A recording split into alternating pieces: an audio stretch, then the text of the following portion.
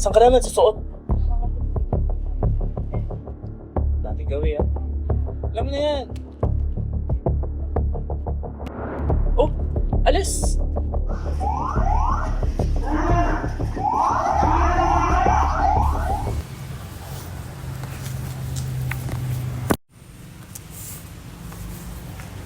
Alam mo namang hindi ka pwedeng umatras, diba?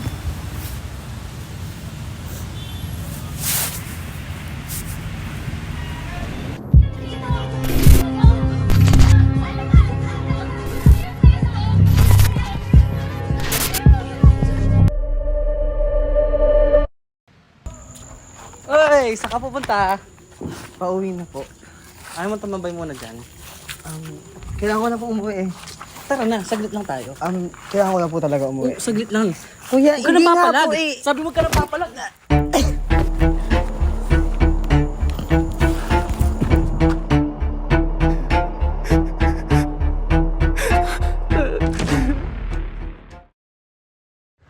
O anak, kumain ka na ba? Di pa yan, Nay. O ito, sakto, pinagdala kita ng pagkain. Kumain ka muna. Salamat po, Nay. Salamat nga pala dito, Nay. O, kamusta nga pala yung trabaho mo?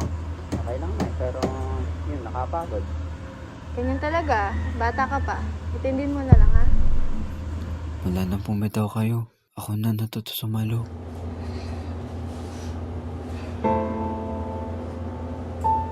May ebidensya ka ba?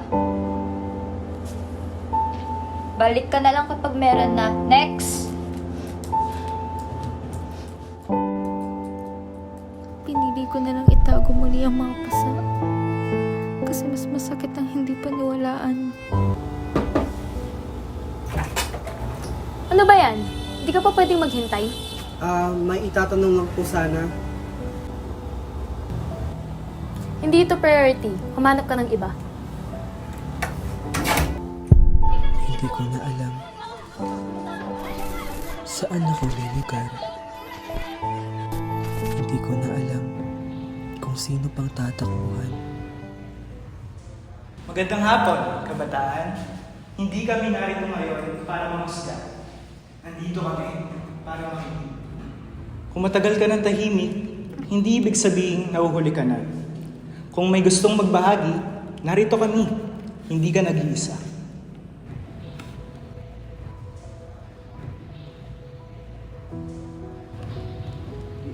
Hindi ko po alam kung mali ako, pero gusto ko naman makatulong. Hindi ko masasabing wala kang pananagutan. Pero ang malinaw ay biktima ka ng isang sistema kung saan pinasan ng bata ang problemang hindi naman kanya. Pero ito ang lagi mong tatandaan. Hindi kailanman kasalanan ang kahirapan. Akala ko po, kailangan pa magpasalatin. Hindi trabaho ang pananakit. At mas lalong hindi ka bayad para manahimik. Hindi ko alam kung saan yung lugar. Gusto ko lang naman maging ligtas. Kung sino ka, sapat na yon para protektahan ka. May batang kailangang tumakbo kahit nanginginig ang bawat hakbang. May babaeng pinangakuan ng tulong, ngunit ang kapalit ay takot. May kabataang tinatanong mulit-muli kung sino siya, kaya hindi lahat ng tahimik ay ligtas.